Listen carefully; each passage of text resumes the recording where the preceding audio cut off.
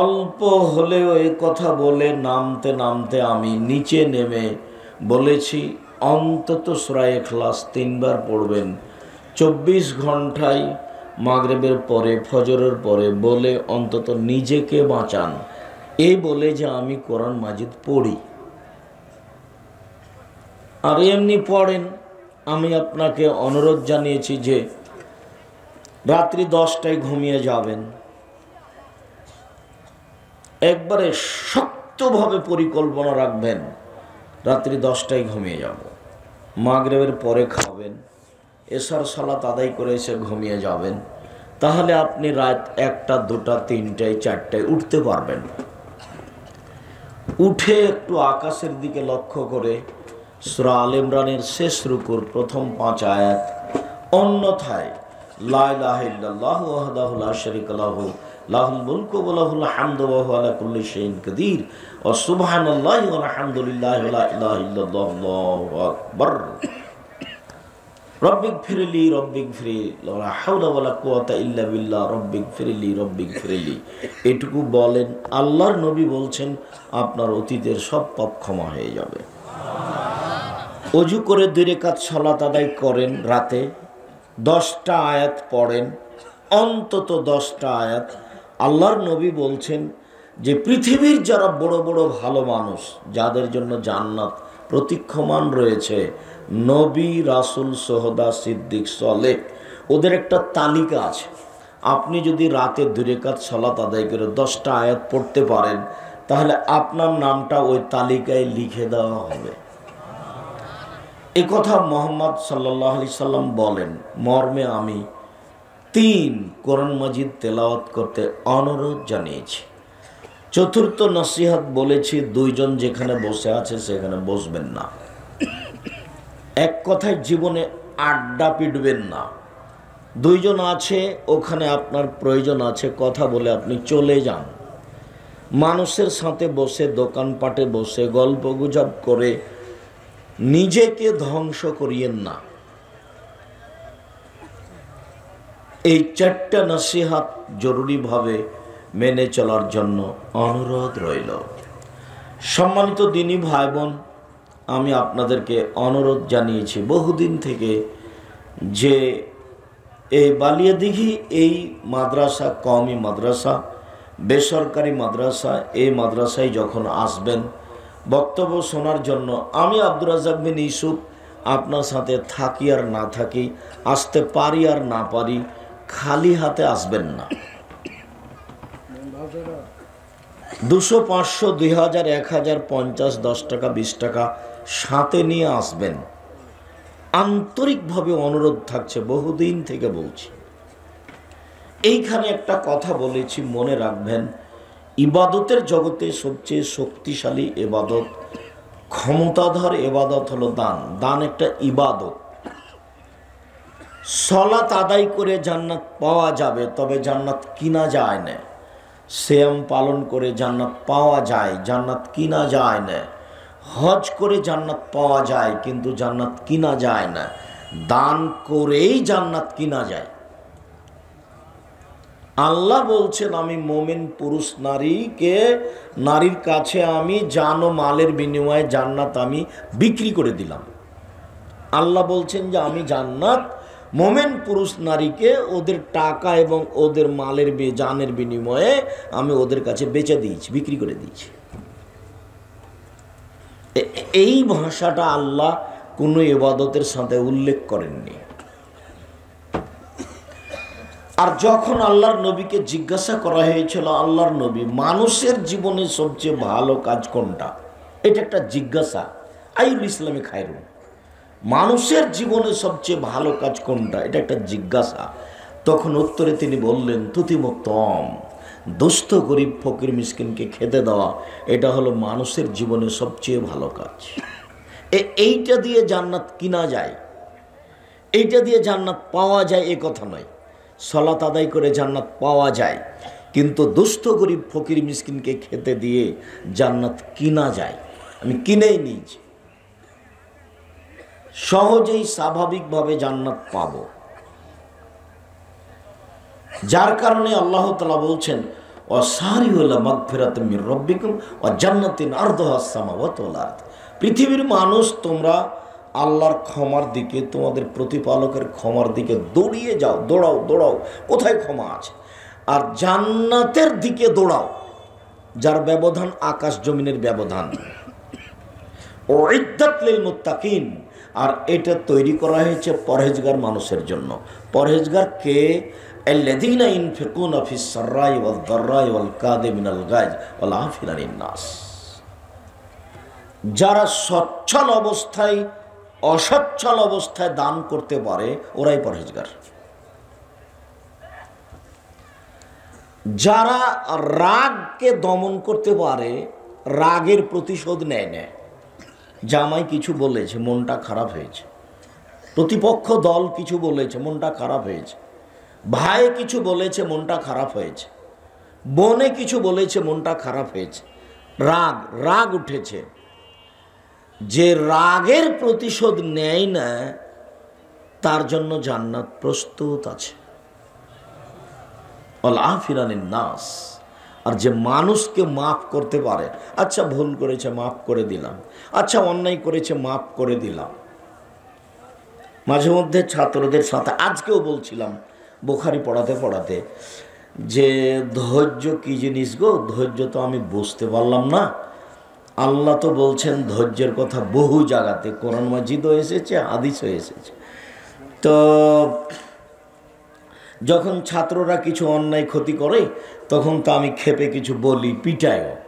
আবার যারা জামিয়া সালাফির বিরোধিতা করে, করাটা দেখে আমার মনে হয় যে এত শক্তভাবে জামিয়া সালাফির বিরোধিতা করছে যে মনে হচ্ছে জান্নাত পাবে, সেই জন্য কাজ করছে। আর বিরোধিতা দেখে আমাকে এমন মনে হয়। তো তখন কিছু বলি, তারপরে বলছে আচ্ছা, যে আমি যে কিছু বললাম, তাহলে এটা কি ধৈর্যের পরিচয় হলো? আসলেই কি ধৈর্য শব্দ, না ধৈর্যের বাস্তবতা কিছু আছে?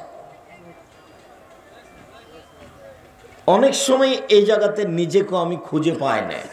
এরপরে আমি অনুরোধ জানাই, সম্মানিত দিনী ভাই বোন, আপনারা দান করেই জান্নাত কেনার চেষ্টা করেন, এ কথা আল্লাহ তাআলা বলেন, এ কথা মুহাম্মদ সাল্লাল্লাহু আলাইহি সাল্লাম বলেন।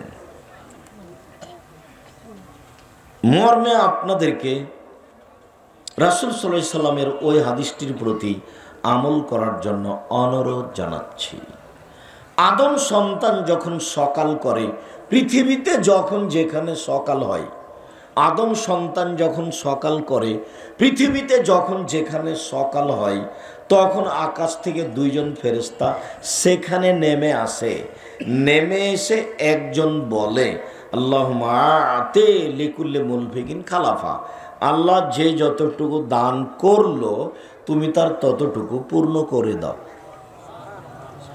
অপরজন বলে, আল্লাহুম্মা আতি লিকুল্লি মুমসিকিন তালাফা। আল্লাহ যে যতটুকু দান করলো না, তুমি তার ততটুকু ক্ষতি করে দাও। হাদিস তো বুখারী মুসলিম, আপনার কাছে এর কি বিচার আছে? হাদিস তো বুখারী মুসলিম, আপনার কাছে এর বিচার কি আছে? আবার বলি, একজন বলে আল্লাহ যে যতটুকু দান করলো, তুমি তার ততটুকু পূর্ণ করে দাও। আর আরেকজন ফেরেশতা বলেন, আল্লাহ যে যতটুকু দান করলো না, তুমি তার ততটুকু ক্ষতি করে দাও।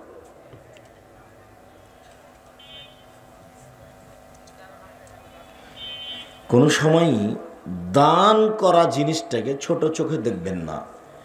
আর বহুদিন থেকে বলে আসছি, বাড়ি থেকে বের হওয়ার সময় খুচরা টাকা ছাড়া বের হবেন না, এটা জরুরি মনে করবেন নিজের জন্য। ফকির সামনে আসলে ওকে মাফ করুন, এই কথা বলবেন না। 5 টাকা দেন, 10 টাকা দেন, যখনই বাড়ি থেকে বের হবেন ওই প্রস্তুতি নিয়ে বের হবেন। কতদিন থেকে বলছি ছেলে যে তুমি তোমার মাকে বলে দিও, কতদিন থেকে আপনাকে আমি বলছি আপনি আপনার স্ত্রীকে বলে রাখবেন, স্ত্রীর সাথে সমন্বয়ে সংসার করিয়েন।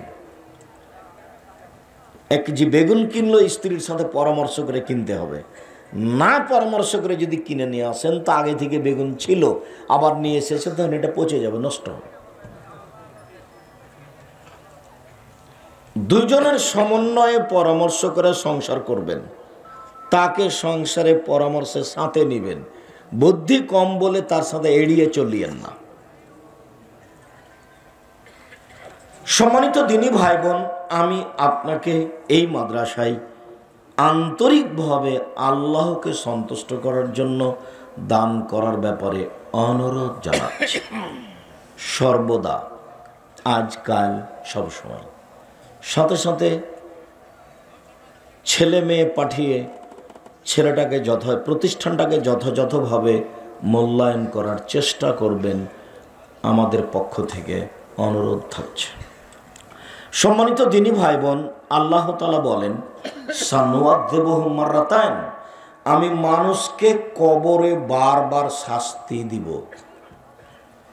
সুম্মা ইউরাদ্দুনা ইলা আযাবিন আযীম, এরপর ওদেরকে বড় থেকে বড় শাস্তির দিকে নিয়ে যাওয়া হবে। কবর যত কঠিন, কিয়ামত তার চেয়ে অনেক বেশি কঠিন। কিয়ামত যত কঠিন, জাহান্নাম তার চেয়ে অনেক অনেক অনেক বেশি কঠিন। আমি মানুষকে কবরে বারবার সকাল সন্ধ্যা শাস্তি দিব, এরপরে ওদেরকে আবারও এর চেয়ে বড় শাস্তির দিকে নিয়ে যাওয়া হবে, সেটা জাহান্নাম। কবর যত কঠিন, কিয়ামত তার চেয়ে অনেক বেশি কঠিন। কিয়ামত যত কঠিন, জাহান্নাম তার চেয়ে অনেক অনেক অনেক বেশি কঠিন। আল্লাহর নবী বলছেন যে একটু খেজুরের ছালের সমান হলেও দান করে নিজেকে জাহান্নাম থেকে বাঁচাও। আবু সাঈদ খুদরি রাদিয়াল্লাহু তাআলা আনহু বলেন, খারাজা রাসূলুল্লাহ সাল্লাল্লাহু আলাইহি ওয়াসাল্লাম ফিতরিনা ওয়া ইলাল মুসাল্লা, ঈদুল আজহাতে অথবা ঈদুল ফিতরে আল্লাহর নবী ঈদের মাঠে গেলেন।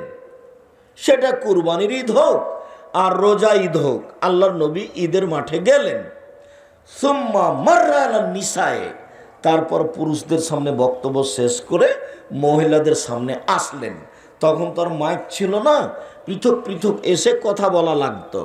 তখন মহিলাদের সামনে এসে বলছেন, ইয়া মাশারান নিসায়ে তাসাদ্দাকনা ফাইন্নী উরিতুকুন্না আকসার আহলিন নার, মহিলারা শোনো, তোমরা দান করো, আমি তোমাদেরকে বেশিরভাগ জাহান্নামে দেখছি। জাহান্নাম বলতে নারী আর নারী, জাহান্নাম বলতে নারী আর নারী। তো তোমরা জাহান্নাম থেকে বাঁচার জন্য দান করো। তাহলে জাহান্নাম থেকে বাঁচার একটা বড় মাধ্যম হলো দান।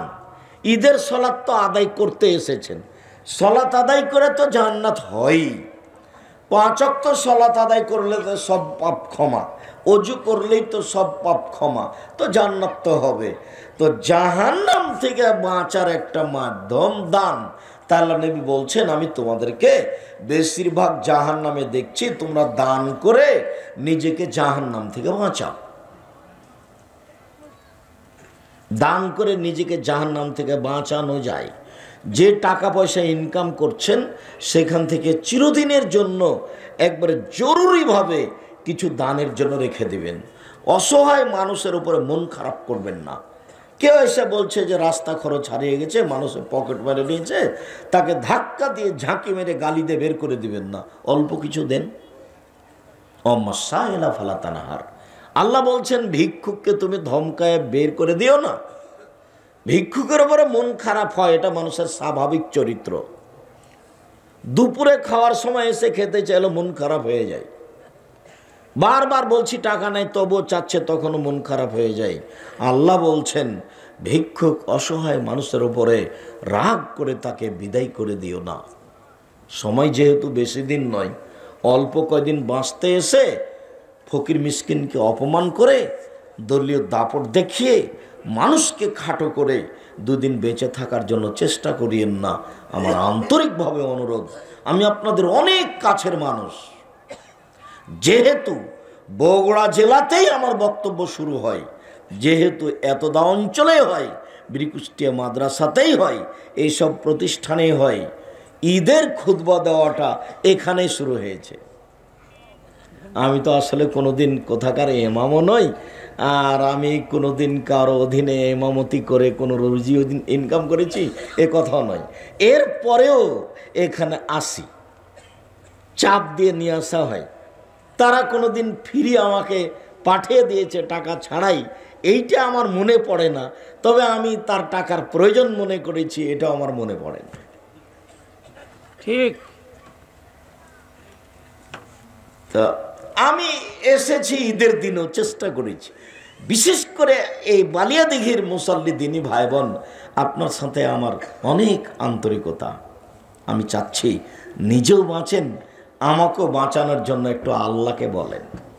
খুব সময় অল্প, দেখতে দেখতে এই যে দেখলাম আমি কখন আসছিলাম প্রথমে, এখন দেখি আসছি শেষে, মানে সময়ের শেষ।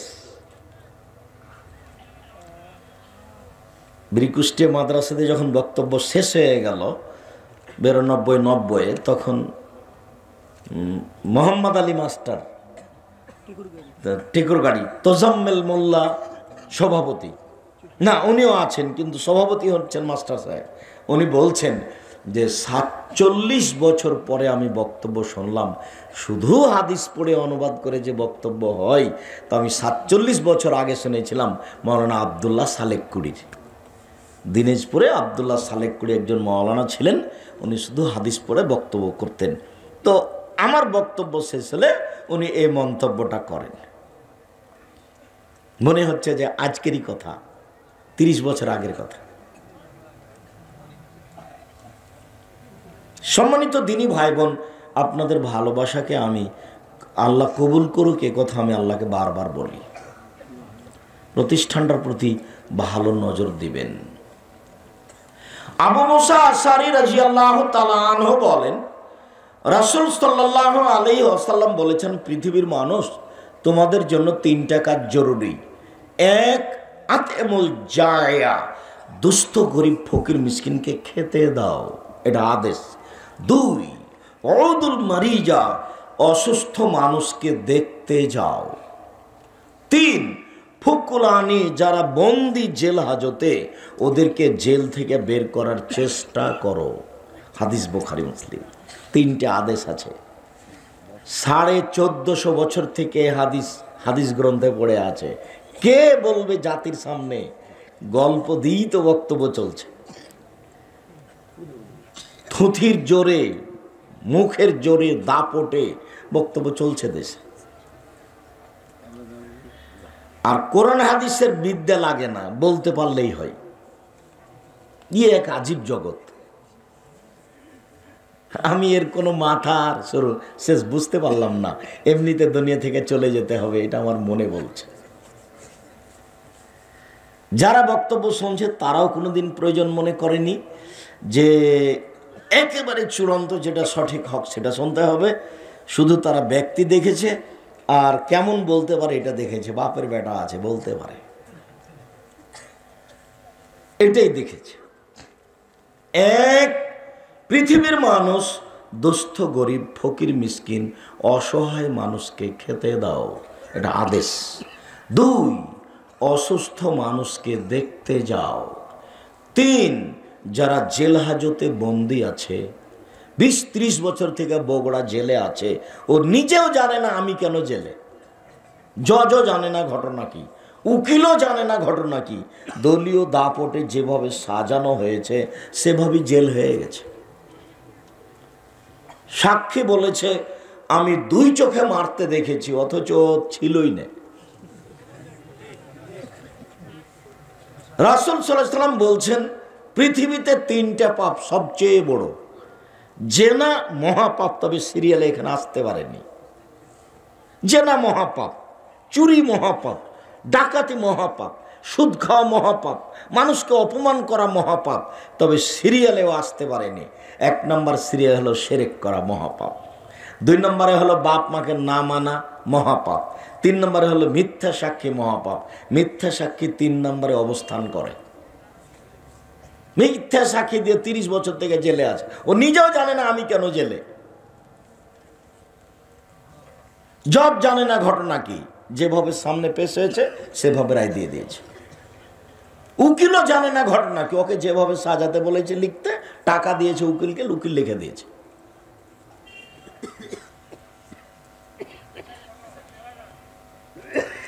সম্মানিত দিনী ভাই বোন, আমি অনুরোধ জানাচ্ছি, অসুস্থ মানুষকে দেখতে যাবেন, আর যারা জেল হাজতে আছে তাকে জেল হাজত থেকে বের করার চেষ্টা করবেন। 20 বছর থেকে লোকটা জেলে আছে, স্ত্রী জেল গেটের দরজায় আসে, লহর দরজার ওই পাশে থাকে, স্বামী এই পাশে থাকে, স্বামী স্ত্রী উভয়ে কান্নাকাটি করে, চোখের পানি পরস্পরে ঝরে, কিন্তু স্ত্রীর গায়ে মাথায় একটু হাত দেওয়ার কোনো পথ নেই। কোথায় চলে গেছে স্ত্রী, কোথায় ছেলে মেয়ে, হিসাব নিকাশ নেই, কোথায় বাড়ি কোথায় ঘর, সব বিলীন হয়ে গেছে, অথচ সুন্দরভাবে চলছিল একটা সংসার। তাআলা নবী বললেন, পৃথিবীর মানুষ, তোমরা বন্দী মানুষকে মুক্ত করার চেষ্টা করো। আবু হুরায়রা রাদিয়াল্লাহু তাআলা আনহু বলেন, রাসূল সাল্লাল্লাহু আলাইহি ওয়াসাল্লাম বলেছেন, লিল মুমিন আলাল মুমিন সিত্তু খিসালিন, মুমিনের উপরে মুমিনের 6টা হক আছে। আমি আপনার কাছে পাই আর আপনি আমার কাছে পান, এটা পাও না। হক মানে অধিকার, হক মানে অধিকার। আমার বাপ মারা গেছে, জমির আমি ভাগ পাবো, এটা আমার অধিকার। আমার বোন ভাগ পাবে, এটা অধিকার। বগুড়া জেলা বলে আমি নিন্দা করিনি, তবে কোনো সময় বোনের জমি 2 দিন ভোগ করে খাবেন, এটা মনে করিয়েন না। আর জমি দিয়ে দিলে সম্পর্ক ছিন্ন হয়ে গেল, এটা মনে করা অপরাধ। 3 শ্রেণীর মানুষের দোয়া কবুল হয় না। তার 1 শ্রেণীর মানুষ কেউ যদি পাপের দোয়া করে, আল্লাহ আমি জেনা করছি, কেউ যেন না দেখে, এটা একটা দোয়া, এটা কবুল হবে না। 2, আত্মীয়তার সম্পর্ক ছিন্ন করার জন্য দোয়া, আমার বোন যেন আমার কাছে জমি জায়গা না চায়, ও যেন না আসে, এইরকম কথা আল্লাহর দরবারে কবুল হবে না। 3, দোয়া করে তাড়াহুড়া করলে, কতদিন করছি, 6 মাস করলাম, 1 মাস করলাম, করতে আছি, কই কবুল হয় না, এরকম তাড়াহুড়া করলে দোয়া কবুল হবে না। হ্যাঁ বাচ্চা,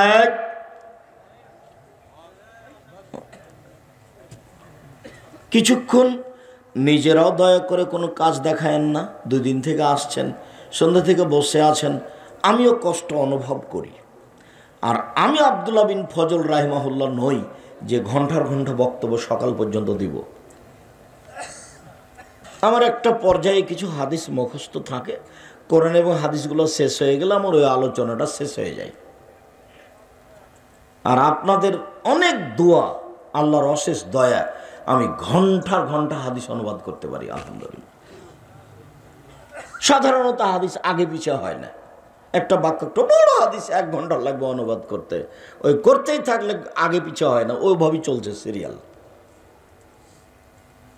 আপনাদের অনেক দোয়া আল্লাহর নিকটে, যার কারণে আপনাদের সামনে আমি কোরআন হাদিসের কথা বলে থাকি। আল্লাহকে বলছি, আমরা মানুষ, কোনো জায়গাতে ভুল ত্রুটি থাকলে তুমি মাফ করো, আর আমাদেরকে কবুল করো, আর আমাদের কথা মানুষকে মেনে নেওয়ার মতো তৌফিক দান করো, সুযোগ করে দাও। আর আপনাকে আমি বহুদিন থেকে বলে আসছি, আল্লাহর কসম, আমি 32 বছরে কোনোদিন অপ্রয়োজনীয় কথা বলিনি। এই 32 বছরে আমি কোনোদিন কেসা কাহিনী বলিনি। যার কারণে আপনাকে আমি অনুরোধ করি যে কথাগুলি মেনে চলার চেষ্টা করবেন। আহল পরিবার, আপনি আপনার স্ত্রী 2জন মিলে সাজিয়ে গুছিয়ে সংসারটাকে সুন্দর করার চেষ্টা করবেন। ছেলে মেয়েকে শক্ত নজরে দেখার চেষ্টা করবেন। সেদিন কোথায় ছিলাম জানো, গ্রামটার নাম কি, ফুলকোট। সেদিন এক পর্যায়ে আমি একটা কথা বলছিলাম আমার দিনী বোনদেরকে লক্ষ্য করে, যে আপনার সংসারটা কেমন। দিনী বোনদের কথা বলতে গিয়ে আমি যখন বের হয়ে আসছিলাম, তখন দেখছি সব বড় বড় মহিলারা হাট বাজারে দাঁড়িয়ে আছে। আচ্ছা, আজকে জিনিস কিনতে হবে, এটা কথা হলো? আপনি মহিলা মানুষ, ওখানে আপনি কেন গেলেন, কেন আপনাকে হাট বাজার করতে হচ্ছে আজকে?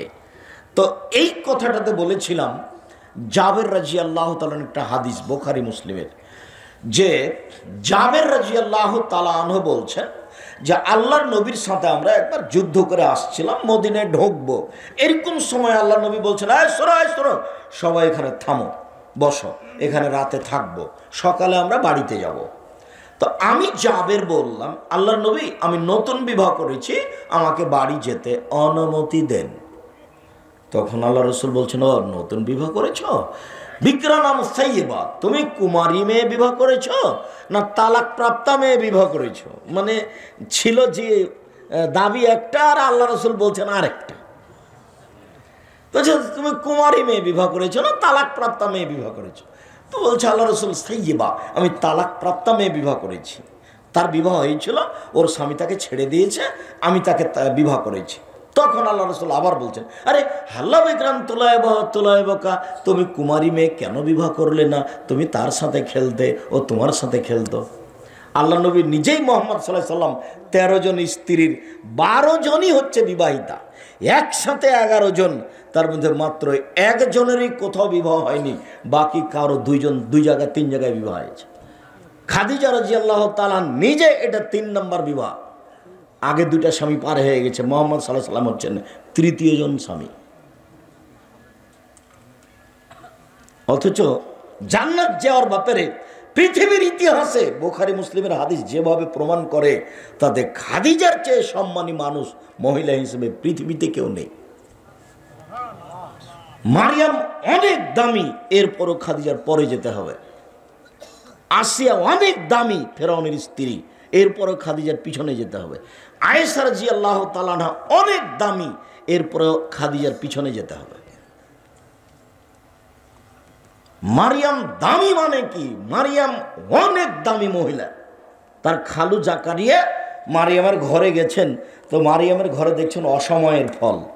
তখন জিজ্ঞাসা করছেন খালুতে যে কি খবর মারিয়াম, এই সময়ে তোমার কাছে ফল মানে অসময়ের ফল? বলছে হাজা মিন ইনদিল্লাহ, খালু এগুলো আল্লাহর পক্ষ থেকে। মানে মারিয়ামকে দুনিয়ার খাওয়া লাগে না, ওখান থেকে খাবার চলে আসে। তাহলে এই কোনো দামের হিসাব নিকাশ থাকলো কত উপরে। তো জাবের রাদিয়াল্লাহু আনহু বলছেন, তুমি কুমারী মেয়ে কেন বিবাহ করলে না? তুমি তার সাথে খেলতো, তোমার সাথে খেলতো। এখন জাবের যেটা উত্তর দিচ্ছেন সেটা জরুরি কথা। বলছেন, আল্লাহর নবী, আমার বাপ উহুদের যুদ্ধে শহীদ হয়েছেন 6 জন মেয়ে রেখে। আমার 6টা বোন আছে। আমার বোনদের বয়সের মেয়েকে আমি বিবাহ করতে চাইনি 4টা কারণে। আমার বোনদের বয়সের মেয়েকে আমি বিবাহ করতে চাইনি 4টা কারণে। এক, না, আমার স্ত্রী যেন আমার বোনদেরকে শিষ্টাচার দিতে পারে। মাথায় কাপড় না দিয়ে থাকা কি শিষ্টাচার?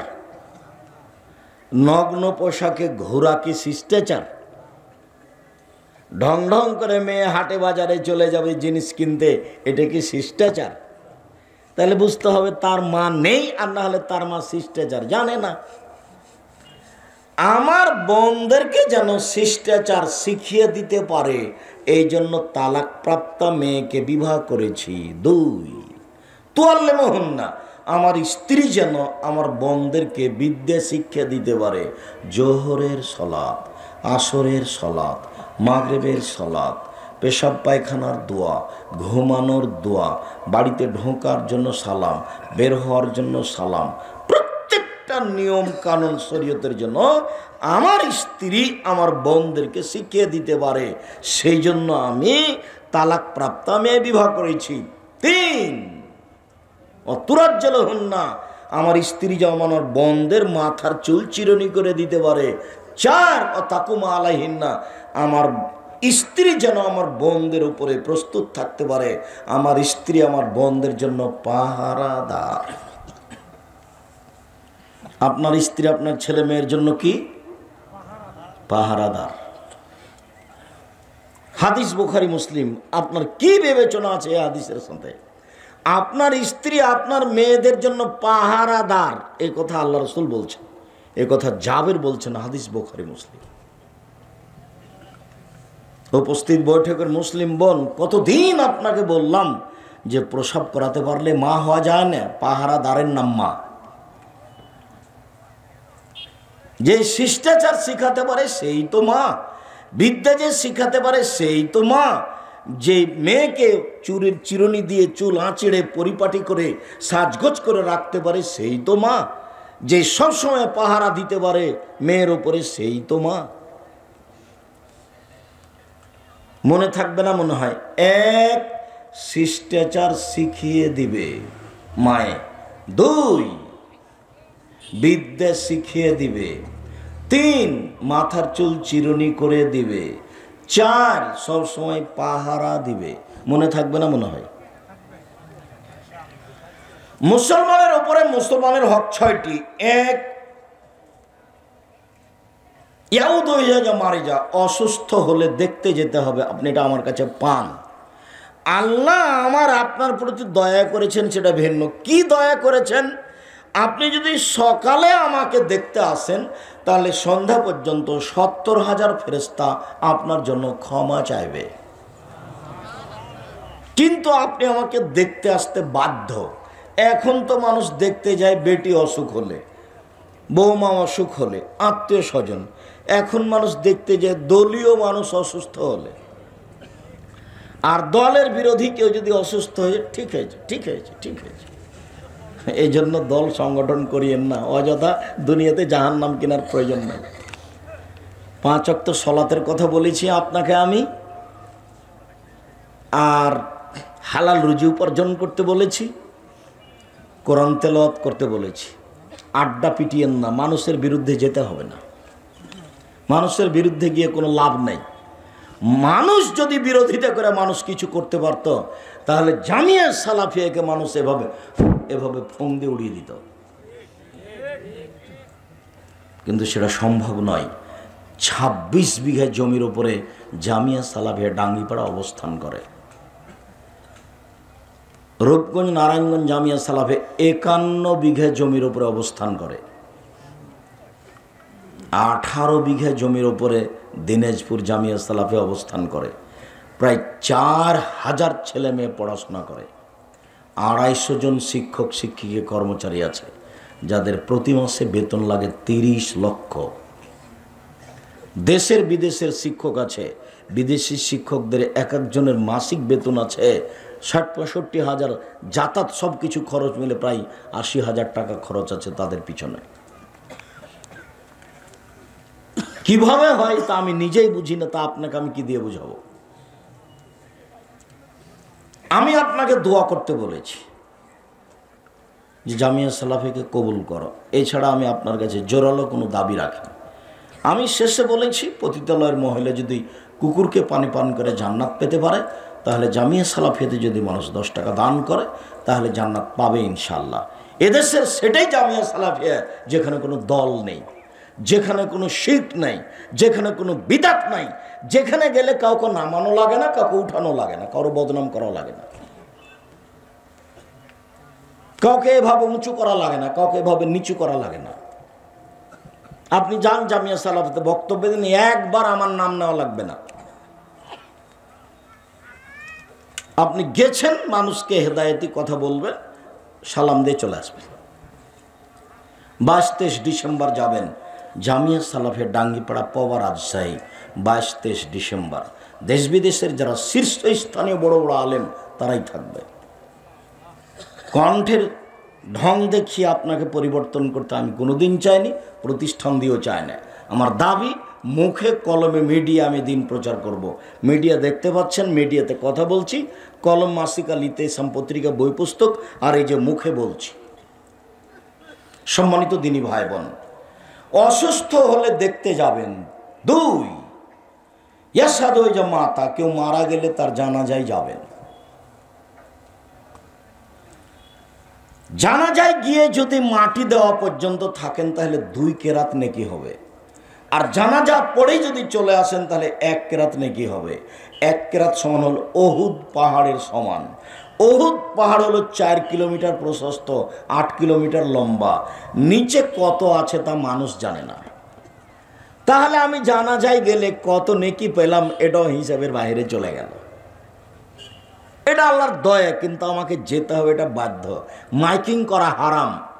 অমুক ব্যক্তি তার নিজ বাসভবনে রাত 3টার সময় ইন্তেকাল করিয়েছে, তার জানাজা বিকাল 3টায় অনুষ্ঠিত হবে, আপনারা দলে দলে উপস্থিত হইয়া সব শিষ্য হবের ভাগিদারে না, একবার নগদ মিথ্যা কথা। জাহেলিয়াতের যুগে চিৎকার করে মানুষের মরণের খবর বলা হতো, সেই জন্য আল্লাহ রাসূল এটা নাকচ করে দিয়েছেন। জাহেলিয়াত, মানুষ মারা গেলে জানাজায় যেতে হবে। 3, ইজুবে যা দাওয়াহ, মানুষ দাওয়াত দিলে দাওয়াত খেতে যেতে হবে।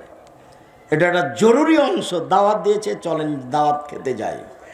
দাওয়াত খেতে গিয়ে যদি দেখেন শিরক বেদাত হচ্ছে, বাজনা গান চলছে, তাহলে ফিরে আসতে হবে। ফিরে আসাও জরুরি। রাসূল সাল্লাল্লাহু আলাইহি সাল্লামের বাড়ি থেকে জিবরাইল ফিরে গেছেন, ভুলে গেলেন। ওই যে একদিন আল্লাহর নবী সকালে খুব চিন্তিত হয়ে বসে আছে। তো উম্মু সালমা বলছেন রাদিয়াল্লাহু তাআলা, আচ্ছা আল্লাহর নবী আপনি চিন্তিত কেন, ঘটনা কি? আরে জিবরাইল তো রাতে আমার কাছে আসতে চেয়েছিলেন, তিনি আসলেন না, কি যে হলো আমি বুঝতে পারলাম না, কেন আসলেন না, তা আমি খুব চিন্তিত, কি হলো? তো এখন উঠেই তার চোখের নিচে একটা কুকুরের বাচ্চা ছিল, তিনি কুকুরের বাচ্চাটাকে বাইরে করে ফেলে দিলেন, দিয়ে ওখানে নিজে হাতে পানি ছিটিয়ে দিলেন, জিবরাইল চলে এসেছে। তো আল্লাহ নবী বললেন, আপনি যে আমার সাথে ওয়াদা করেছিলেন রাতে আসবেন, আসেন নিজে। তখন জিবরাইল বলছে যে আমি এসেছিলাম, তো আমি এসে ঘুরে গেছি, আপনার চোখের নিচে কুকুরের বাচ্চা ছিল, সেই জন্য আমি ঘুরে চলে গেছি। যেই ঘরে কুকুর থাকে, ছবি মূর্তি থাকে, আমরা সেই ঘরে প্রবেশ করি না। আর আপনি আপনার বাপের ছবিটাকে কত সুন্দর করে সাজিয়ে রেখেছেন, সুন্দর করে বেঁধেছেন, বাপের জন্য দোয়া করেন। একবার দোয়া জানেন? হ্যাঁ ছেলে, দোয়া জানো? আল্লাহুম্মা গফির লিআবি ওয়ারফা দারজাতাহু বিল মাহদিন ওয়াফসালাহু ফি কবরি ওয়া নাব্বির লাহু ফিহি। আল্লাহ তুমি আমার বাপকে ক্ষমা করো, তাকে উচ্চ মর্যাদা দান করো, তুমি তার কবরকে প্রশস্ত করো, তুমি তার কবরকে আলোকিত করো। এটা বেটার দোয়া বাপের জন্য। কিছুই যদি না পারেন তো রব্বির হামহুমা কামা রাব্বায়ানি সাগীরা, এটা তো এটাও বলার জন্য একটা পরামর্শ দেওয়া আছে সালাতে সালাম ফেরার পূর্বে।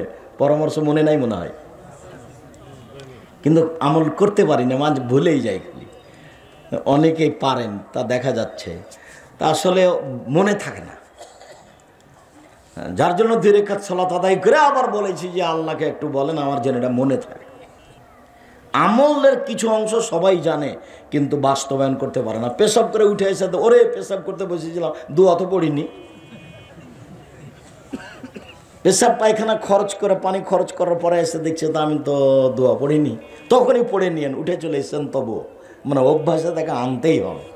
অভ্যাস, আদাত জরুরি। বিছানায় শুয়ে ঘুমিয়ে গেছেন, দোয়া পড়েননি, ছোট্ট দোয়াটা পড়ার জন্য অনুরোধ জানিয়েছে, ডান কাতে আল্লাহুম্মা বিসমিকা মুতাওয়াহিদ। আর অনেক বড়টা পড়তে বলেছি, আল্লাহুম্মা আসলামতু নাফসি ইলাইকা ওয়াজ্জাহাতু ওয়াজহি ইলাইকা ওয়া ফাওয়াজতু আমরি ইলাইকা ওয়ালজাতু জাহরি ইলাইকা রাগবাতু রাহবাতান ইলাইকা লা মালজা ওয়া লা মানজা মিনকা ইল্লা ইলাইকা আমানতু বিকিতাবিকা আল্লাযী আনজালতা ওয়া নাবিয়্যিকা আল্লাযী আরসালতা। বুখারী মুসলিম। এই দোয়া পড়ে আল্লাহ রাসূল নিয়মিত ডান কাতে ঘুমাতেন। আব্দুর রাজ্জাক সেটা লম্বা হয়ে গেল, তো কি করব? তো আয়াতুল কুরসি পড়েন, তাহলে এটাও বড়। কি করব? তাহলে সূরা বাকারার শেষ 2 আয়াত পড়েন, তো এটাও বড়। তাহলে ছোটতে ফিরে আসেন, আল্লাহুম্মা বিসমিকা মুতাওয়াহিদ, তোমার নামে মরছি, তোমার নামে জীবিত হব, তোমার নামে মারা যাচ্ছে, তোমার নামে জীবিত হব। ঘুম হলো মরণ, ঘুম হলো মরণ, এ কথা বলে শুইতে হবে, খুব খেয়াল করে থাকতে হবে। সম্মানিত দিনী ভাই বোন, দাওয়াত খেতে যেতে হবে, এটা জরুরি। দাওয়াত খেতে গিয়ে যদি দেখা যায় যে বিবাহের বাড়িতে খুব ছবি হচ্ছে, গীত গান চলছে, তাহলে ফিরে আসতে হবে। রাসূল সাল্লাল্লাহু আলাইহি সাল্লাম ফিরে এসেছেন ফাতেমার বাড়ি থেকে, মেয়ের বাড়িতে গেছেন খেতে, দেখছেন এক জায়গাতে ছবি ছিল, নকশা করা চাদর ছিল, ফিরে চলে এসেছে। বাপ মুহাম্মদ সাল্লাল্লাহু আলাইহি সাল্লাম বাড়ি থেকে ফিরে চলে এসেছেন। মুহাম্মদ সাল্লাল্লাহু আলাইহি সাল্লামের বাড়ি থেকে জিবরাইল ফিরে গেছেন। উমর অমুসলিমদের বাড়িতে দাওয়াত খেতে যাননি। আর তোমাদের বাড়িতে দাওয়াত খেতে যাব না, আমাকে সম্মান দিয়ে দাওয়াত দিয়েছ বটে, তো তোমাদের ঘরে মূর্তি থাকে, এই জন্য আমি তোমাদের বাড়িতে দাওয়াত খেতে যাব না। কে বড় ক্ষতিগ্রস্ত, বইটা আপনাকে আমি পড়তে বলেছিলাম। খুব মন কষাকষি করে দিন কাটান নাকি? তা আশা দেখে তো মনে হয় যে মন কষাকষি নেই, তো বই নাই কেন বাড়িতে? কিনেছিলাম, ওটা কে যে নিয়ে গেছে, আবার কিনবেন। কে বড় ক্ষতিগ্রস্ত, কে বড় লাভবান, আদর্শ পরিবার, আদর্শ নারী, বক্তা শ্রোতার পরিচয়, তাফসীর কি মিথ্যা হতে পারে? মরণ একদিন আসবে। উপদেশ সলাতের উপরে, হজ, তারপর পোশাক, এগুলো তো আমি আমার জন্য লিখলাম না, আপনার জন্য। মুকসিদুল মুমিন বই কেন কিনে রেখেছেন? সম্মানিত দিনী ভাই বোন, রাসূল সাল্লাল্লাহু আলাইহি ওয়াসাল্লাম বললেন, ও ইসাল্লামু হিয়ালাকিয়া, সাক্ষাৎ হলে সালাম দিতে হবে। আগে যে সালাম দেয় সে সবচেয়ে ভালো মানুষ, যে পরে সালাম দেয় সে হলো সবচেয়ে খারাপ মানুষ, হলো কৃপণ শয়তান। ও খালি দেখে ও দিচ্ছে কিনা, ছাত্রটা দিচ্ছে কিনা, ও তো গরিব মানুষ, সালাম দিচ্ছে কিনা। দেয়নি তো চলে গেছে দুজনই, ওদিকে চলে গেছে, এদিকে সালামই হয়নি। মিশরে ওরা প্রায় সবাই সিগারেট খায়, ওরা প্রায় সবাই দাড়ি চাঁচে। মিশরে ওরা সবাই সবাইকে সালাম দেয়। ওরা এখনো বুঝতে পারেনি যে মন্ত্রীকে সালাম দিতে হবে পরে, আর ভ্যান চালককে সালাম দিতে হবে আগে। এটা ওরা বুঝেনি। ওরা মনে করে যে আমি মন্ত্রী হলে কি হবে, দেখা হলে ভ্যান চালককে কি বলতে হবে? আসসালামু আলাইকুম। ও আমার কাছে সালামের হকদার মুসলমান হিসাবে, ভ্যান চালক হিসাবে নয়। মন্ত্রীও আগে সালাম দেয় কাকে? ভ্যান চালককে। কথা বোঝাতে পারিনি মনে হয়। মেথর যে ওকে সালাম দিচ্ছে মন্ত্রী আগে, তো মেথরকে মন্ত্রী আগে সালাম দিচ্ছে কেন? মেথর হিসাবে নয়, মন্ত্রী জানে যে এ কি, এ মুসলমান। বুঝতে পারেননি কথা? সালাম দিতে হবে, উত্তর দিতে হবে, জরুরি। ও ইসমিত হয়ে যা আদাসা, হাঁচি ছাড়লে উত্তর দিতে হবে, তবে আগে তাকে আলহামদুলিল্লাহ বলতে হবে। তখন আপনি বলবেন এরহামাকাল্লাহ, বলতে আপনি বাধ্য। কিন্তু যার হাঁচি এসেছে সেও আলহামদুলিল্লাহ বলতে বাধ্য। কথা বুঝাতে পারিনি। আচ্ছা, সলাতের মধ্যে যদি হাঁচি আসে তখন আপনি আলহামদুলিল্লাহ বলবেন, এ কথাই ঠিক, আমি আপনার পাশে থেকে বলতে পাবো না এরহামাকাল্লাহ। বুঝা গেল না কথা? মনে হয় সলাতের মধ্যে আপনার হাঁচি এসেছে, আপনি কি করবেন? আলহামদুলিল্লাহ বলবেন। আমি কি করব? আমি কোনো উত্তর দিতে পাবো না এখানে। উত্তর দিলে মানুষের মুখামুখি কথা হয়ে যাবে। এখন মানুষের মুখামুখি কথা চলে না, এখন একমাত্র কার সাথে কথা চলছে? উপরওয়ালার সাথে। কাজে এখানে আর কোনো কথা ঢুকবে না, যার কারণে নিজের ভাষায় দোয়া করা যাবে না। সৌদি আরবের লোকেরাও নিজের ভাষায়, আরবি ভাষায় দোয়া করতে পাবে না। সবাইকে রাসূলের মুখের ভাষা দিয়ে দোয়া করতে হবে, আল্লাহর কথা দিয়ে, কোরআন মাজিদ দিয়ে দোয়া করতে হবে। সম্মানিত দিনী ভাই বোন, রাসূল সাল্লাল্লাহু আলাইহি ওয়াসাল্লাম বলেন, ইনশাআল্লাহ হয়ে যায় গাবা। আরেকজন মুসলমানের কল্যাণ চাইতে হবে যখন লোকটা বাড়িতে নেই। এইসব কথার দাম দিবে কে? প্রতিবেশীর কল্যাণ চাওয়া। প্রতিবেশীর কল্যাণ চাইতে পারি না এই জন্য যে আমার দল করে না, ও ভিন্ন দল করে। প্রতিবেশীর কল্যাণ চাইতে পারি না এই জন্য যে ও খালি আমার বদনাম করে। প্রতিবেশীর কল্যাণ আমি চাইতে পারি না এই জন্য যে ও আমার বিরুদ্ধে মিথ্যা সাক্ষী দিয়েছে। তো তাহলে কেমনে প্রতিবেশীর সাথে চলবেন? আল্লাহ রাসূল বলছেন, আসলে গাবা, যখন প্রতিবেশী থাকবে না তখন তার জন্য কল্যাণের দোয়া করতে হবে। সম্মানিত দিনী ভাই বোন, আব্দুল্লাহ ইবনে আব্বাস রাদিয়াল্লাহু তাআলা আনহু বলেন, দেখালেন নবী সাল্লাল্লাহু আলাইহি ওয়াসাল্লাম একজন পল্লীর বেদুইন মানুষের সাথে দেখতে গেলেন। আল্লাহর নবী এওদহু, তাকে দেখতে গেলেন অসুস্থ। আল্লাহর নবী গরিব থেকে গরিব, মেথর থেকে মুচি, মুচি থেকে মেথর, এরকম লোকের বাড়িতে যেতেন। এটা তার নিয়মিত চরিত্র ছিল। এবং তার বাড়িতে গিয়ে খেতেন মুহাম্মদ সাল্লাল্লাহু আলাইহি সাল্লাম নিজে। তো যখনই তিনি কোনো মানুষকে, অসুস্থ মানুষকে দেখতে যেতেন, তখন তিনি গায়ে হাত দিয়ে বলতেন, লাবাস লাবাস তহরুন ইনশাআল্লাহ, কোনো সমস্যা নেই, ভালো হয়ে যাবে ইনশাআল্লাহ। এটা হলো প্রথম কথা। এক কথা থেকে অনেক বড় করে দেবেন। ডাক্তার তো আর জানে না এই কথা বলতে, ওর তো শুধু খালি ও প্রেসক্রিপশন লিখলে 1000, তারপরে চিকিৎসা থাক, পরে চিকিৎসা। আর ওই ওষুধ লিখে দিবেন যে ওষুধের সাথে তার কোম্পানির সম্পর্ক আছে। মানে ও জাহান্নামে চলে গেছে, ঢোকেনি কেন? মরেনি এই জন্য। সব জায়গায় তার প্রতারণা, লিখা থেকে প্রতারণা, পড়া থেকে প্রতারণা, ওষুধ থেকে প্রতারণা। যে রোগী কি হলো তার সাথে তার চিন্তা নেই, শুধু টাকা। এই পড়া পড়তে হবে না, এই পড়া আমি পড়তে নিষেধ করিনি, তবে এই চরিত্র নিয়ে পড়তে হবে না। সেদিনও বলেছিলাম ফুলকোটে যে এই যে বালিয়াদিঘির বা বগুড়ার বা শাহজাহানপুর থানার একটা ছেলে ভালো শিক্ষা অর্জন করেছে, লন্ডন থেকে ডাক্তারি পাস করে এসেছে, আপনার পিজি হাসপাতালের বড় ডাক্তার, 2-3 লক্ষ টাকা মাসে বেতন, বাপের বাড়ি বেড়াতে এসেছে, ডাক্তার সাহেব গাড়ি থেকে নামলেন, দাড়ি চাঁচা আছে, গলায় টাই আছে, প্যান্টটা টাকনোর নিচে আছে, হাতে সিগারেট আছে। তারপরে বৌমা গাড়ি থেকে নামলো, খালি হালকা হালকা কাপড় আছে। একটু পরে নাতনি গাড়ি থেকে নামলো, গায়ে কাপড় নেই, দেখা গেল গাড়ির পিছন দিকে কুকুর আছে। তো সব মিলে আপনি কি বুঝলেন? আর সারাদিনে যা ইনকাম করেছে তা কোম্পানিকে ফাঁকি দিয়ে আর লোককে ফাঁকি দিয়ে প্রতারণা দিয়ে ইনকাম করেছে। বলেন কি হলো সব মিলে? আরে ও বাপমা করে চিল্লাচ্ছে, সে লোকটা, রোগী লোকটা কত ব্যস্ত, আর ও কোম্পানির ওষুধ লিখে দিল। ও জানে যে এর চেয়ে ভালো ওষুধ আছে, ও খুব ভালোভাবে জানে যে এর চেয়ে ভালো ওষুধ আছে, জাহান্নাম কিনেই নিয়েছে।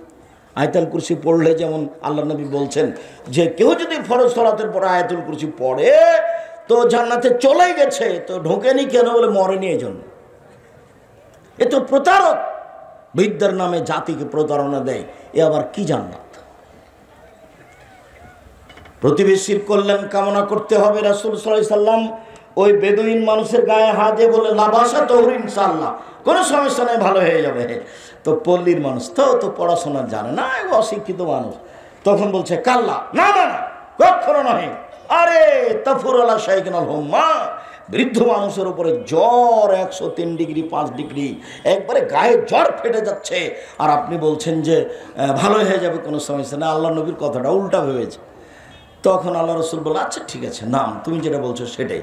তারপর আল্লাহ রসুল চলে গেলেন বুখারী মুসলিম। আয়েশা রাদিয়াল্লাহু তাআলা আনহা বলেন, আল্লাহর নবীর কাছে কেউ যখন অসুস্থতার কথা বলতো, এমসাহু বিয়ামিনিহি, ডান হাত দিয়ে তার শরীরটা বোলাতেন। ডান হাত দিয়ে অসুস্থ মানুষের গায়ে ডান হাত লাগাবেন।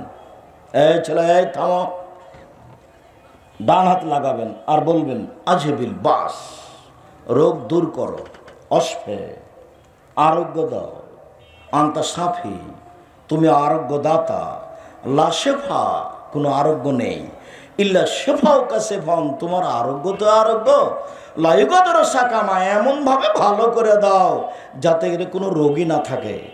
মুখস্থ আছে তো? সবাই যে হ্যাঁ বললেন কি না বুঝলাম না, মুখস্থ নাই তো অসুস্থ মানুষের বাড়িতে, বিয়ের বাড়িতে, দলীয় মানুষের বাড়িতে কি বলেন?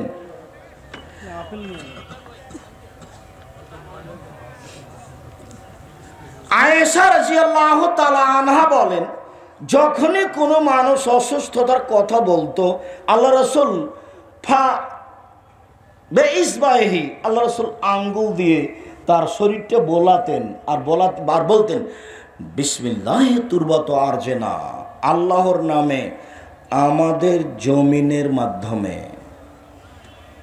বেরিকাতে বাজেনা, আমাদের কারো থুথুর মাধ্যমে, লাইশফা শাকিমোনা, আমাদের অসুস্থ ব্যক্তিকে আরোগ্য দেওয়া হোক, বেইজিনে রব্বেনা, আমাদের প্রতিপালকের অনুমতিতে। এই দোয়া পড়তেন। এটাও জানা নাই, আগেরটাও জানা নাই, এটাও জানি না। এবার আয়েশা রাদিয়াল্লাহু তাআলা আনহা বলেন, এবার জানা আছে। আয়েশা রাদিয়াল্লাহু তাআলা আনহা বলেন, আল্লাহর নবী যখন অসুস্থ হতেন তখন নিজের হাতটা নিজের গায়ে বোলাতেন, নিজের হাতটা নিজের গায়ে বোলাতেন।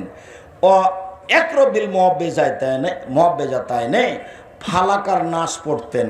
এবার জানি ফালাকার নাস, অসুস্থ মানুষের গায়ে হাত বোলাবেন আর ফালাকার নাস বোলাবেন আর ফোঁক দিবেন, আর ফালাকার নাস পড়বেন। দুইটা পড়ে একসাথে ফোঁক দেন, আর নাহলে একটা পড়ে ফোঁক দেন, আবার আর একটা পড়ে ফোঁক দিবেন, ফালাকার নাস।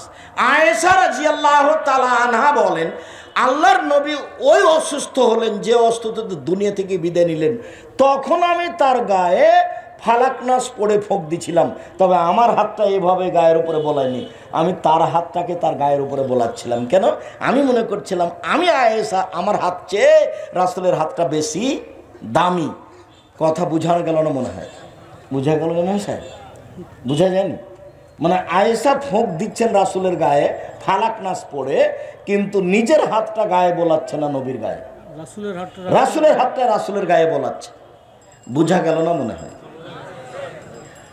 আপনি তো আর এখন আল্লাহ রাসূলের হাত পাবেন না, আপনি নিজের হাত নিজে বোলাবেন তার গায়ে, আর ফালাক আর নাস পড়বেন। আয়েশা রাদিয়াল্লাহু তাআলা আনহা বলেন, পরিবারে যে কোনো মানুষ অসুস্থ হলে গায়ে হাত বলিয়ে ফালাক নাস পড়ে পড়ে ফুঁক দিতেন। উসমান ইবনে আস রাদিয়াল্লাহু তাআলা আনহু বলেন, আমি আল্লাহ রাসূলের কাছে খুব অভিযোগ করলাম, আমার শরীরে খুব ব্যথা, প্রচন্ড ব্যথা আমার শরীরে। তখন আল্লাহ রাসূল বলছেন, শোনো শোনো শোনো, এই শোনো, তুমি তোমার যেখানে ব্যথা সেখানে হাতটা রাখো, এভাবে হাতটা রাখো, রেখে বলো বিসমিল্লাহ বিসমিল্লাহ বিসমিল্লাহ 3 বার। এরপরে 7 বার বলো আউযু বিইজ্জাতিল্লাহি ওয়া কুদরাতিহি, আল্লাহর মর্যাদা দিয়ে, আল্লাহর ক্ষমতা দিয়ে এই ব্যথা থেকে আমি আশ্রয় চাচ্ছি। মিন শাররি মা আজিদু ওয়াহাদের, আমি যে কষ্ট পাচ্ছি সেটা থেকে, আর আমি যে আশঙ্কা করছি রোগ বেড়ে যেতে পারে সেটা থেকে। এ বলো তুমি 7 বার, বিসমিল্লাহ বলো 3 বার, আর এটা বলো 7 বার আউযু বিইজ্জাতিল্লাহি ওয়া কুদরাতিহি মিন শাররি মা আজিদু ওয়াহাদের, 7 বার বলো। সাহাবী বলছেন, আমি বললাম, তারপর আমি করলাম, তারপর দেখি ব্যথা নেই, চলে গেছে। আবু মুসা আশআরী রাদিয়াল্লাহু তাআলা আনহু বলেন যে আল্লাহর নবী বললেন আমার শরীর খুব ব্যথা, অসুস্থ। তো জিবরাইল চলে এসেছেন। জিবরাইল এসে বলছেন, ইস্তাকাইতা মুহাম্মদ সাল্লাল্লাহু আলাইহি ওয়াসাল্লাম, আপনি আপনার শরীরের ব্যথার কথা বলেছেন? কারণ নাম জি। এবার জিবরাইল ফুঁক দিচ্ছেন আমাদের নবী। এবার জিবরাইল ডাক্তার, এতক্ষণ আল্লাহর নবী নিজে ছিলেন, আয়েশা রাদিয়াল্লাহু তাআলা আনহা ছিলেন।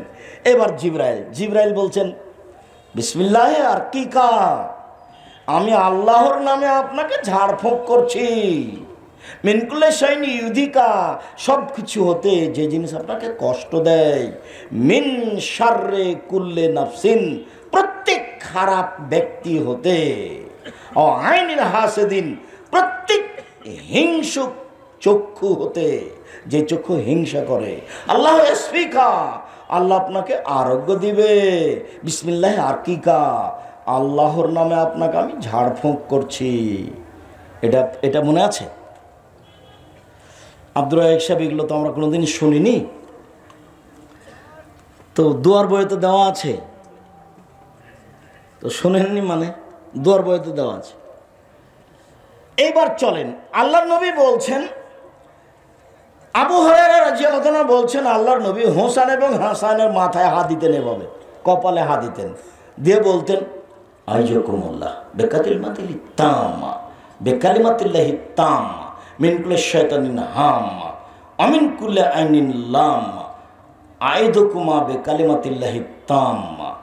তোমরা 2 ভাইয়ের ব্যাপারে আল্লাহর পূর্ণ কালেমা দিয়ে আল্লাহর কাছে আশ্রয় চাচ্ছি। মিন কুল্লি শাইতানিন হাম্মা, প্রত্যেক শয়তান হতে এবং বিষাক্ত হিংস্র প্রাণী হতে। অমিন কুল্লি আইনিন লাম্মা, আর প্রত্যেক বিষাক্ত বদনজর হতে। বদনজর খুব খারাপ জিনিস, খবরদার বাচ্চার এই কপালে টিপ দিয়ে বাচ্চাকে বাইরে নিয়ে যাবেন না। কথা বোঝা গেল না? টিপ দিয়ে বাচ্চাকে বাইরে নিয়ে যাবেন না, বাচ্চাকে সাজগোজ করে বাইরে নিয়ে যাবেন না, সন্ধ্যার সময় বাচ্চাকে ছাদের উপরে নিয়ে যাবেন না, সন্ধ্যার সময় বাচ্চাকে উঠানে আগুনে নিয়ে যাবেন না, বাড়ির চত্বর বাইরে নিয়ে যাবেন না। শয়তানের নজর পড়তে পারে, মানুষের নজর পড়তে পারে, বদনজর এমন একটা জিনিস, আল্লাহ নবী বলছেন যদি কোনো জিনিস ভাগ্যকে ভেঙে ফেলে দিতে পারতো তো বদনজরই পারতো। খালি আপনি বাড়িতে নিয়ে এসেছেন ছেলে, আর বাচ্চা একবারে বমন করে তুলে মরে পেশাব পায়খানা, মনে হচ্ছে এখনই চলে যাবে, তার নামে বদনজর লেগেছে। বদনজর কি জিনিস জানেন? 1 মিনিট, এই ছেলে, আপনারা স্বামী স্ত্রী বাড়িতে বসে আছেন, আপনার স্ত্রী আপনাকে বলছে, শোনো, দেখছো মুরগির বাচ্চাগুলো কত সুন্দর সুন্দর হয়ে উঠেছে, তা আপনাকে দেখতে ডাকলো, তা আপনিও দেখলেন, স্বামী স্ত্রীর বাচ্চাগুলি দেখলেন। এবার আপনি জোহরের সালাত আদায় করতে গেছেন, এসে আপনার স্ত্রী বলছে, আরে শুনেছ চিল এসে না 2-3টা বাচ্চা ধরে নিয়ে চলে গেল। দেখবেন সন্ধ্যা হতে হতে 10টা ছিল, 5টাই নাই, তার নাম বদনজর। সম্মানিত দিনী ভাই বোন, আমি আপনাদেরকে অনুরোধ জানাচ্ছি, রাসূল সাল্লাল্লাহু আলাইহি ওয়াসাল্লাম উম্মু সাহেবের বাড়িতে গেলেন তাকে দেখার জন্য। দেখতে গিয়ে খুব কাঁপছে, থরথর থরথর করে কাঁপছে। তখন আল্লাহ রসুল বললেন, কি হয়েছে তোমার? তখন বলছে, আল্লাহ হুম্মা, গায়ে খুব জ্বর, লা বারাকাল্লাহু ফিহি, আল্লাহ যেন এত বরকত না দেয়। তখন আল্লাহ রসুল বলছেন, লা তুসবিল হুম্মা, ছি ছি ছি ছি ছি, জ্বরকে গালি দিও না। ফাইন্নাহা তুযহিবু খাতায়া বানি আদম কামা ইয়াযহিবুল কিরু খাবাসাল হাদিদে। মানুষের গায়ের জ্বর মানুষের পাপকে মিটিয়ে দেয়, যেভাবে কামারের ভাটি লোহা এবং সোনা চাঁদি থেকে ময়লা দূর করে দেয়। কামারের ভাটি যেমন ময়লা দূর করে দেয় সোনা চাঁদি থেকে, তেমনি ভাবে এই মানুষের গায়ের জ্বর মানুষের যত পাপ আছে সবকে মিটিয়ে দেয়। রাসূল সাল্লাল্লাহু আলাইহি ওয়াসাল্লাম বলেন, যখন মানুষের গায়ে অসুখ বিসুখ জ্বর ব্যাধি হয়, মানুষ যখন চিন্তিত হয়, দুরারোগে আক্রান্ত হয়, তখন ইউকাফিরুল্লাহু তাআলা সাইয়্যাতিহি, আল্লাহ তাআলা তার সব পাপকে মিটিয়ে দেন। তাহুত্তু কামা তাহুত্তু শাজারাতু রাকাহা, যেমনভাবে গাছের পাতা যখন শুকিয়ে যায় তখন top top top top top top করে পাতা যেমন ঝরতে থাকে, মানুষ যখন বিপদে পড়ে, মুমিন পুরুষ নারী গায়ে যখন জ্বর হয় তখন তার পাপগুলি এভাবে ঝরতে থাকে। আয়েশা রাদিয়াল্লাহু তাআলা আনহা বলেন যে রাসূলের গায়ে প্রচন্ড জ্বর ব্যথা দেখার পূর্ব পর্যন্ত আমি ভাবতাম যে মানুষ পাপ করলে মানুষের অসুখ বিসুখ হয় বেশি, কিন্তু রাসূল কি পাপ করলেন, তার গায়ে এত জ্বর, আমার উরু রানের উপরে তিনি বসে শুয়ে আছেন, তিনি বলছেন মাতা রাসূলুল্লাহ সাল্লাল্লাহু আলাইহি ওয়াসাল্লাম বাইনা হাকেনাতি ও জাকেনাতি, আল্লাহর নবী দুনিয়া থেকে চলে গেছেন, আমার চিবুক এবং বুকের মাঝে থেকে আমার কোলে ছিলেন, আমার থুতনির সাথে মাথা লেগেছিল, চিবুক এবং বুকের মাঝে থেকে তিনি দুনিয়া থেকে চলে গেছেন। আমার একটা আনন্দের বিষয় যে যখন তিনি আমার বুকের উপরে ছিলেন তখন আমার ভাই আব্দুর রহমান মেশাক নিয়ে বাড়িতে ঢুকলেন, তো তার মেশাকের দিকে তাকাচ্ছেন, তা আমি বললাম মেশাক নেবেন? তখন একটু ইশারা করে বললেন, হ্যাঁ, আমি একটা মেশাকের ব্যবস্থা করে আমি নিচে দাঁতে চাবিয়ে আল্লাহ রসুলকে দিলাম।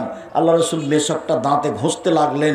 আমি খুব খুশি হলাম এই জন্য যে আমার থুথু রাসূলের থুথুর সাথে মিশে গেল জীবনের শেষকালে, আমার থুথু রাসূলের থুথুর সাথে মিশে গেল শেষকালে।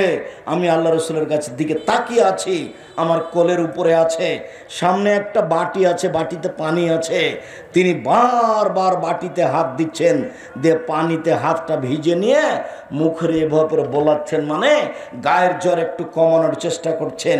শেষবারের মতো তিনি হাতটা বাটিতে ঢুকিয়ে নিয়ে আসতে চাইলেন মুখের দিকে, কিন্তু এভাবে আস্তে আস্তে আস্তে আস্তে মুখ পর্যন্ত আসলো না। হাতটা যখন নিচে পড়ে গেল তখন তিনি বললেন, আল্লাহুম্মা গফিরলি ওয়ারহামনি ওয়ালহিকনি বিরফিকিল আলা, আল্লাহ তুমি আমাকে ক্ষমা করো, আমার প্রতি দয়া করো, উপরে যারা সম্মানী নবী রাসূল সালেহ সিদ্দিক সোহদা ওদের সাথে আমাকে মিলিয়ে দাও। এই কথা শেষ, দুনিয়া থেকে শেষ।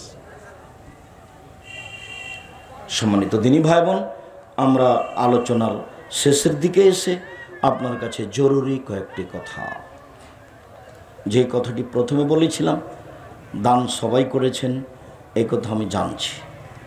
আপনার বসে থাকার উপরে আমি খুবই খুশি, আপনাকে আমি অন্তর থেকে ভালোবাসি, খুব বেশি ভালোবাসি।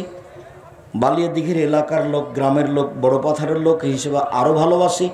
আমার বক্তৃতার জন্মের এলাকার লোক, সেই জন্য আপনাদেরকে আরও ভালোবাসি। আমি এই ভালোবাসার খাতিরে দু তিনটা কথা বলছি। তার একটা কথা হলো এই যে খালি হাতে কেউ যাবেন না 10 টাকা 50 টাকা 200 টাকা না দিয়ে।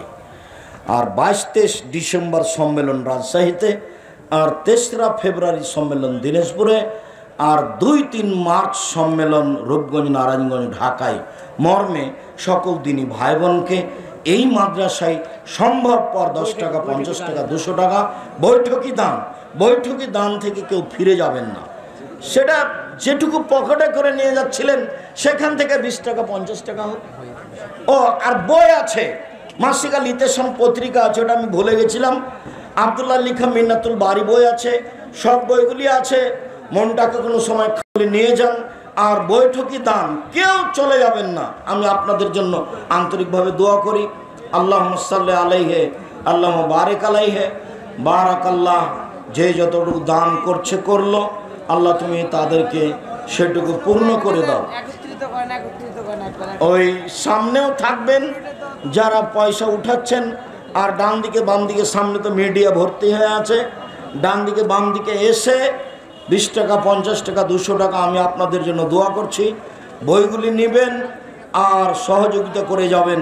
আল্লাহুম্মা সাল্লি আলাইহি আল্লাহুম্মা বারিক আলাইহি বারাকাল্লাহু লাকা ওয়া আলাইকা আল্লাহুম্মা বারিক বারাকাল্লাহু আলাইকা। আল্লাহ আপনাদের অর্থ সম্পদে, জমি জায়গায়, ব্যবসা বাণিজ্যে বরকত দান করুক। রাসূল সাল্লাল্লাহু আলাইহি ওয়াসাল্লাম বলেছেন, আল্লাহ বলেছেন, যারা কিছু দান করে তুমি তাদের জন্য দোয়া করে দিও, সাকানুল্লাহম, তোমার দোয়াটা তাদের জন্য কল্যাণকর, নিরাপত্তার কারণ হয়ে যাবে। সেই সুন্নাতের অনুসরণ করো। তো আমরা আপনাদের জন্য আন্তরিকভাবে দোয়া করছি। আল্লাহ আপনাদের অর্থ সম্পদে বরকত দান করুক, আপনাদের রুজিতে বরকত দান করুক, আপনাদের অর্থ সম্পদ, ব্যবসা বাণিজ্যে আল্লাহ নিরাপত্তা দান করুক। আল্লাহুম্মা সাল্লি আলাইহি আল্লাহুম্মা বারিক আলাইহি। কেউ খালি হাতে যাবেন না। নিজের কাছে টাকা না থাকলে কারো কাছে 10-50টা নিয়ে প্রতিষ্ঠানে দিয়ে যাবেন। চেয়ারে বসে নামাজ হবে কি না? নামাজ হবে, তবে চেয়ারে বসে বসার প্রমাণ করা যায় না। এখন একটা প্রথা হয়ে গেছে। আমরা চেষ্টা করছি শরীরের গতি অনুযায়ী পড়বেন, না পড়লে বসে পড়তে পারেন, তবে চেয়ারে বসে পড়া প্রমাণ করা যায় না। চেয়ারে বসে পড়লে সালাত হয়ে যাবে। আল্লাহুম্মা সাল্লি আলাইহি আল্লাহুম্মা বারিক আলাইহি বারাকাল্লাহু ফি আহলিকা ওয়া মালিকা। যে বইগুলি সম্ভবত স্টেজের কোন দিকে আছে জানি না, সবাই ডান পাশে আছে, সবাই নিয়ে যাবেন।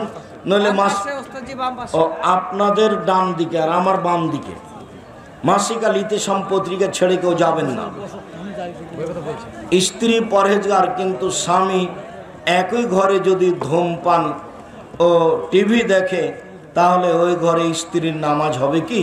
টিভি চলাকালীন পড়া যাবে না, টিভি বন্ধ করে সালাত আদায় করতে হবে। আপনি স্ত্রী হিসাবে চেষ্টা চালিয়ে যান, যা ক্ষতি করছে এর জন্য সে জবাবদায়ী হবে, তাকে জবাব দিতে হবে। জনৈক আলেম সৌদি আরবে গিয়ে জান্নাতের সুগন্ধি পেয়েছেন। এগুলো সব মিথ্যা। জান্নাতের সুগন্ধি পাবে, ধর্ম পাগল হয়ে গেছে নাকি? জান্নাতের সুগন্ধি পাবে, অহেতুক মিথ্যা কথা, ধর্মকে বিকৃত করায় না। কি এটা? ফুটবল বিশ্বকাপের জার্সি পরে সালাত পড়লে সালাত কবুল হবে কি? সালাত কবুল হবে। এটা হলো ইহুদি খ্রিস্টানদের নীতি। ও কখন কখন ইহুদি খ্রিস্টান হয়ে গেছে নিজেই বুঝেনি। ওতে পেশাব করে দেওয়া দরকার। তোমার মাথার চুল যে উপরে আছে এরকম ভাবে চতুর্দিক ছাটা আছে, তুমি কখন যে ইহুদি খ্রিস্টান হয়ে গেছো? রাস্তাঘাটে যদি তোমাকে কিছু বলার মতো পরিবেশ থাকতো, তাহলে আমি যে তোমাকে কি বলতাম তা আমি হিসাবই করতে পারি না। তার মানে আমি তোমাকে পশু প্রাণী মনে করি, কষ্ট নেওয়ার কিছু নেই। তুমি কেন এভাবে মাথার চুল ছোট করলে? তুমি কেন আর জার্সি পরছো? এ কোন কথা? ওতে পেশাব করে দিতে হবে। ঘৃণিত জিনিস ইহুদি খ্রিস্টানের নীতি। কোরআন তেলাওয়াতের সময় সিজদা আসলে ও শুকরিয়া সিজদা দিতে চাইলে আল্লাহ আকবার বলে সিজদা দিব, নাকি উঠার সময় আল্লাহ আকবার বলেই যাবেন, আল্লাহ আকবার বলে উঠবেন? সালাতরত অবস্থায় যদি পাশের কোনো ব্যক্তি রাসূল সাল্লাল্লাহু আলাইহি সাল্লামের নাম নেই, সেক্ষেত্রে সালাতরত অবস্থায় রাসূল সাল্লাল্লাহু আলাইহি সাল্লামের প্রতি দুরূদ পড়তে হবে? জি না। সালাত শেষে মাসনুন দোয়া পড়ার সময় পাশের কেউ সালাম দিয়ে চলে যায়। অনেক সময় কেউ যদি পাশের সালাম দেয়, তাহলে আঙ্গুলটা এইভাবে উঠাবে, মুখে কিছু বলা হবে। সালাত অবস্থায় কেউ সালাম দিলে উত্তর হলো এইভাবে, দেখেন আঙ্গুল উঠানো হলো। এক আঙ্গুল সব ঠিক কিছু এক আঙ্গুল। মসজিদের মুয়াজ্জিন যদি দেরি করে আসে তাহলে সবাই তাকে ধমকায়, গালিগালাজ করে, তার সম্পর্কে গীবত করে, তার কি হবে? সবাই পাপী। মুয়াজ্জিন ইমামের উপরে আপনি এত ক্ষিপ্ত কেন? কয় টাকা দেন আপনি? তাকে নিয়মের উপরে থাকতে হবে, এটাই ঠিক। ইমাম হচ্ছে জিম্মেদার আর মুয়াজ্জিন হচ্ছে আমানতদার। নির্ধারিত সময়ে তাকে আজান দিতে হবে, এটা তার উপর আমানত। আপনারা বলেন, যদি দেখা যায় যে চলছে না তাহলে ওকে পাল্টে আরেকজন রাখেন। এইভাবে গালিগুলোজ ধমকানো যাবে না। ছোট দিনে আপনার জহুরের নামাজ কেউ 12টায় পড়তেছে, কেউ 1টায় পড়তেছে, কেউ 1টায় পড়তেছে, কেউ 1:30টায় পড়তেছে। ছোট দিনে যে বিভিন্ন সময় পড়ছে, কেউ 12:30টা, কেউ 1:45, কেউ 1টা, কেউ 1:15, কেউ 1:30টা। হ্যাঁ, 12:30টায় সময় হয়ে যায়, এটাই ঠিক। 12টা 15-20 সময় হয়ে যায়, এটাই ঠিক। চেষ্টা করবে প্রথম সময়ে পড়ার, আওয়াল সময়ে সালাত আদায় করতে আল্লাহ রাসূল বলেছে। তবে 1টা পর্যন্ত, 1টা 10-15 পর্যন্ত প্রথম টাইমই আছে। 1:30টা প্রথম টাইম নয়, তো আসরের কাছে চলে গেছে। আইনে রাসূল বইয়ে কালেমা নেই কোন? কেন? কালেমা মানে কি? মানে ওই 5টা কালেমা ওইভাবে আল্লাহ রাসূল বলেননি, সেই জন্য নেই। ওইভাবে প্রমাণ দেওয়া যাবে না তো। কালেমা তাওহীদ, কালেমা তামজিদ, কালেমা আর কি যেন এরকম ভাবে আছে, আমারও জানা নাই। কেউ যদি দান সাদকা করে আর যদি নামাজ না পড়ে, তাহলে কি তার দান সাদকা কবুল হবে? মাঝে মধ্যে পড়ছে, ওকে আরও পড়ার জন্য চাপ দিতে হবে। একটা আরেকটার উপরে চাপিয়ে আরেকটা বাতিল করা হবে না। ওকে সালাত আদায় করতে বলেন আর দান করার জন্য অনুরোধ করেন। বাবা মা ছোটবেলায় আকিকা দেয় নাই, এখন আর আকিকা দিতে হবে না। 7 দিনের পরে আকিকা নেই, পুরাতন কথা, এটাই ঠিক। 7 দিনের আগেও নেই, 7 দিনের পরেও নেই। যে যাই বলুক, হাদিস জয়ীফ আশ্রয় নিয়ে কোনো লাভ নেই। যেমন 7 ভাগে আঁকি কি কুরবানি চলে না, ঠিক এটাও তাই। মৃত মা বাবার নিয়তে সন্তান উমরা হজ করে দিতে পারবে? জি না, উমরা করতে পারবে না, হজ করতে পারবে, তবে আগে ছেলেকে হজ করতে হবে। যেই বাপ মা বা যারই নামে হোক, কেউ যদি কারো নামে হজ করতে চায় তাহলে আগে নিজেকে কি করতে হবে? হজ করতে হবে। 1 বছর নিজেকে করে নিতে হবে, পরের বছরে যাবে। বাপের নামে করুক, মায়ের নামে করুক, দেশবাসীর কারো নামে করুক, ওমরা নয়, কারো নামে ওমরা নেই। আমার উপার্জনের মধ্যে হালাল হারাম দুইটাই আছে। আমার করণীয় কি? আপনি হারাম থেকে বেঁচে আসেন, এটাই করণীয়। চেষ্টা চালান। অনেক বক্তা আপনাকে গালি দেই, তো ভালো, ওই গালির যদি আমি হকদার হই তাহলে ঠিকই, আর যদি না হই তাহলে আমার হবে নেকি, আর এটা তার উপরে ফিরে যাবে। আরেকটা অংশ আছে, কিন্তু বলেন না কেন? আমি কোনোদিন কারো ব্যাপারে কথা বলা প্রয়োজন মনে করিনি, কাজেই আমি কোনোদিন বলিনি। আমি একবার ইন্ডিয়াতে এক লোক আমার নামে বিজ্ঞাপন পোস্টার, ইশতেহার, বিজ্ঞাপন ছড়িয়েছিল বিরুদ্ধে। তো বলছে আপনি একটু তার জন্য মুখ খুলবেন না? তা আমি বললাম যে আমার তো প্রয়োজন নাই, আর ও এভাবে আমাকে পিছে হটাতে পারবে না। ও মানুষের কাছে ধুয়ে যাবে, ও মানুষের